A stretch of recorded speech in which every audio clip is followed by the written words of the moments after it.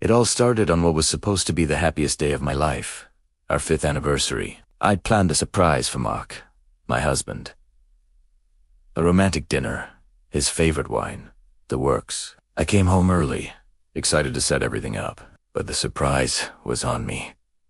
I walked in to find him with my best friend, Sarah. In our bed, the shock was like a physical blow, knocking the air right out of my lungs. The gift I was holding slipped from my hands, shattering on the floor, much like my heart in that very moment. They scrambled to cover themselves, their faces a mixture of panic and pathetic excuses. Mark started with the classic, "It's not what it looks like." Sarah, the woman I'd trusted with all my secrets since we were kids, just stood there, unable to meet my eyes. The betrayal from him was a deep cut, but from her, it was a wound I wasn't sure would ever heal. I didn't scream. I didn't cry. I was just empty.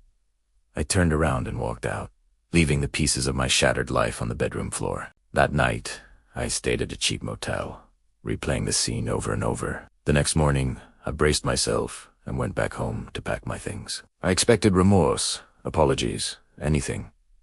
Instead, I was met with a united front of deceit. They had their story rehearsed. According to them, I had been distant, cold, and they'd simply found comfort in Yacha. They twisted everything, painting me as the villain of our story. Sarah even had the audacity to cry, claiming I was misunderstanding their deep connection. But the real gut punch came when I told our mutual friends I thought they'd be my support system. I was wrong. Mark and Sarah had gotten to them first, weaving a tale of my supposed neglect in their tragic, newfound love. My friends, the people I'd celebrated birthdays with, cried with, and trusted implicitly, chose to believe the lie. They looked at me with pity and disappointment. "Maybe you should have paid more attention to him," one said. Another suggested I was overreacting. I was completely and utterly alone. That's when the emptiness inside me started to curdle into something else, something cold and sharp. Rage. They had taken my husband, my best friend, and my support system. They had erased my reality and replaced it with their fiction. They thought they could just discard me and live happily ever after on the ruins of my life. They chose their lies over my truth. Fine. If they wanted a villain, I decided I would become the best damn villain they had ever seen. My grief turned into a mission. I wasn't just going to move on. I was going to dismantle the fake little world they had built. This wasn't just about revenge anymore. This was about reclamation. My first move was tactical. I knew Mark's finances inside and out. I had handled our bills and investments for years. While he was busy playing house with Sarah, I quietly started untangling our shared assets. I consulted a shark of a divorce lawyer, the best in the city. When I laid out the facts, her eyes lit up. "Oh, we're going to have fun with this," she said with a grin. I gathered every piece of evidence of his infidelity, every text, every photo, and I found more than I bargained for. It turned out this wasn't Mark's first affair, just the first one he got caught in. While the legal gears were turning, I focused on Sarah. She had always been ambitious, desperate to climb the social and professional ladder. Her job at a prestigious marketing firm was her entire identity. She loved to brag about her big accounts and her indispensable role. So, I did a little digging. It's amazing what you can find when you know exactly where to look. I remembered her complaining about a colleague she'd backstabbed to get a promotion. I found that colleague. An anonymous email with a few key pieces of information was all it took to spark an internal investigation into Sarah's unethical competitive practices. Meanwhile, I started reinventing myself. I hit the gym, not to get a revenge body, but to channel my rage into strength. I took up a pottery class I'd always wanted to try, finding a strange peace in creating something new from a lump of clay. I reconnected with old acquaintances, people outside the toxic circle of so-called friends. Slowly, I was building a new life. A better one, brick by brick. My confidence, which had been trampled into dust, began to return. I started to see myself not as a victim, but as a survivor. The first domino fell a few weeks later. Mark was served with divorce papers at his office. In front of everyone, the papers meticulously detailed his infidelity, supported by a mountain of evidence. He was also notified that our joint accounts were frozen and a forensic accountant was reviewing his shady business dealings. I tipped my lawyer off about his reputation as a stand-up family man was instantly vaporized.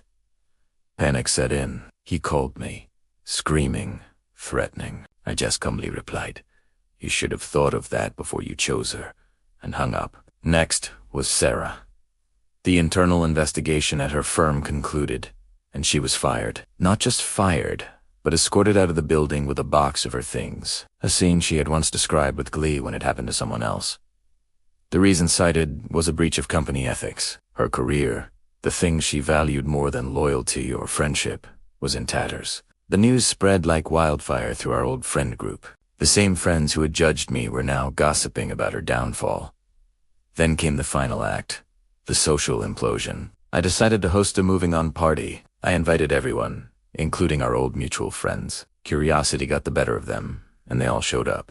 They walked into my new, beautifully decorated apartment, filled with new, genuinely happy friends. I looked better than I ever had, radiant and genuinely smiling. I didn't mention Mark or Sarah once. I didn't have to. During the party, I made a toast. I talked about new beginnings, about cutting out toxicity, and about the importance of true loyalty. I looked around the room, making eye contact with each of the friends who had abandoned me.